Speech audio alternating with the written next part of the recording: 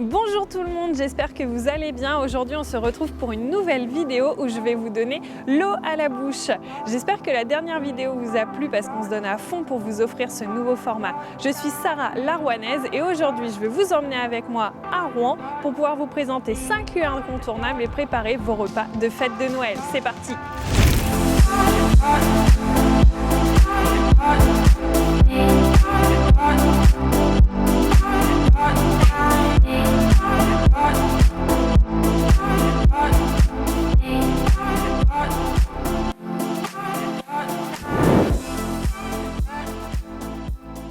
Je me trouve sur le marché couvert historique de Rouen, juste ici derrière moi, les halles de la place du Vieux Marché, juste à côté du bûcher Jeanne d'Arc brûlé en 1431 sur la place publique, lieu de rassemblement du peuple.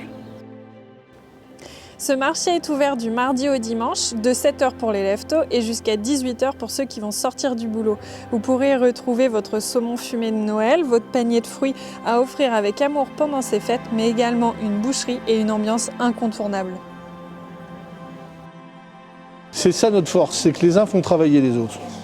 C'est-à-dire que si la personne vient pour acheter de la nourriture, elle a un très bon poissonnier, très bons fruits et légumes, un fromager de compétences avec quelques-uns autour de moi, des bouchers, des fleuristes, vraiment c'est un métier vivant quoi.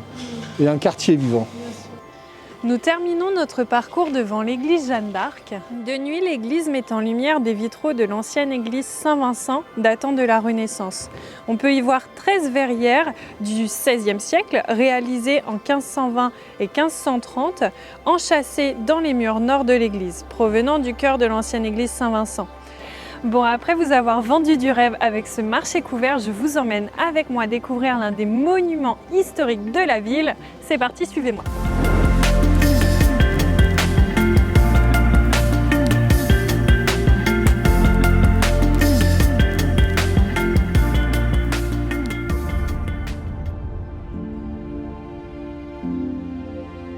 Nous sommes ici dans un ancien cimetière, mais pas n'importe lequel, celui de l'église Saint-Maclou à une rue d'ici. Je vous laisse regarder par vous-même.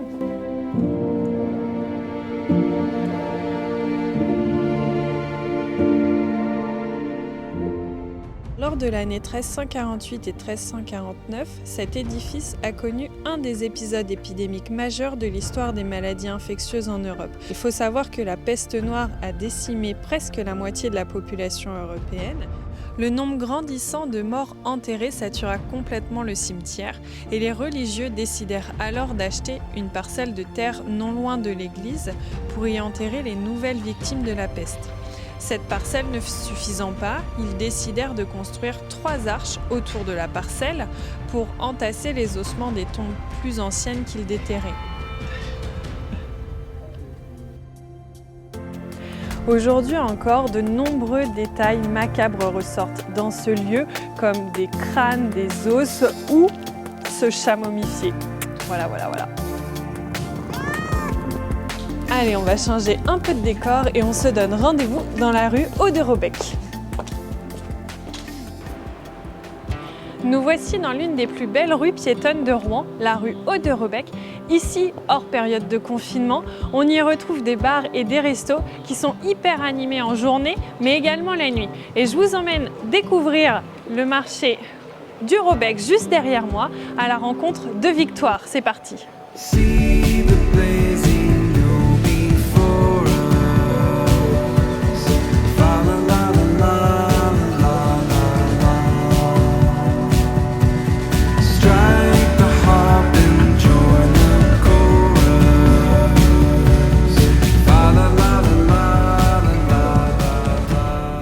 Au marché du Robec, on vous propose que des produits de producteurs de la région normande. Le but est de faire vos achats 100% local. Ici au magasin, vous trouverez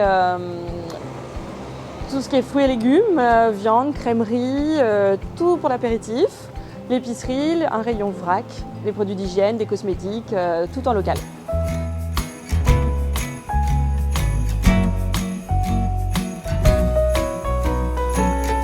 I'll hang stockings by the fire, take peppermint canes out the cupboard, up to the attic, a box full of lights, so much more we've left to discover. Ribbons all entangled in the garland, mistletoe and angels' wings. Et pour accompagner ces fruits et légumes, je vous emmène avec moi au terroir de Rouen. C'est un cœur de saumon, c'est le dos du saumon, la partie la plus charnue, la plus tendre, sur un saumon de Norvège, donc avec un fumage ancestral au bois de Holm. Et puis sinon, c'est pareil, une des stars de l'épicerie. On va être sur sur du jambon, donc là, sur le jambon qui est considéré comme le meilleur jambon au monde, le Pata Negra Bellota, donc dans un bel étui, donc qui peut être un beau cadeau de fête. C'est ici que se termine notre visite de jour. Alors j'espère que vous saurez où aller pour trouver vos repas de fête. En attendant, moi je vous retrouve dimanche prochain pour un nouvel épisode.